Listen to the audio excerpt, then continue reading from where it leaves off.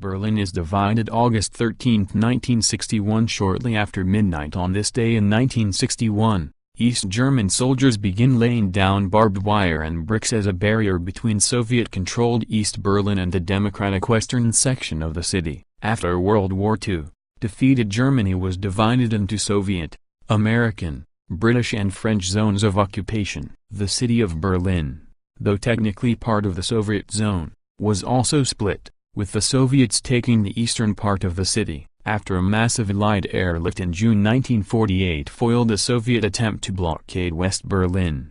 The eastern section was drawn even more tightly into the Soviet fold.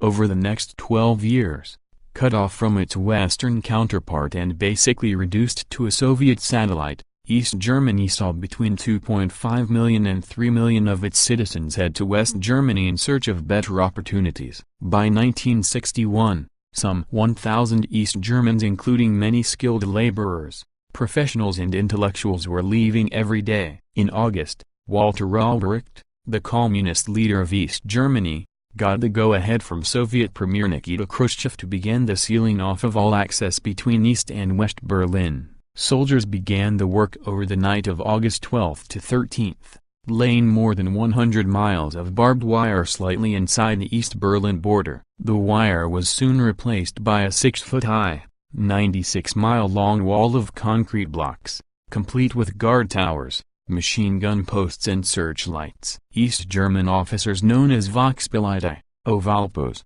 patrolled the Berlin Wall day and night. Many Berlin residents on the first morning found themselves suddenly cut off from friends or family members in the other half of the city. Led by their mayor, Willy Brandt, West Berliners demonstrated against the wall, as Brandt criticized Western democracies, particularly the United States, for failing to take a stand against it. President John F. Kennedy had earlier said publicly that the United States could only really help West Berliners and West Germans, and that any kind of action on behalf of East Germans would only result in failure. The Berlin Wall was one of the most powerful and iconic symbols of the Cold War. In June 1963, Kennedy gave his famous O Ich bin ein Berliner, O am a Berliner, speech in front of the wall, celebrating the city as a symbol of freedom and democracy in its resistance to tyranny and oppression. The height of the wall was raised to 10 feet in 1970 in an effort to stop escape attempts,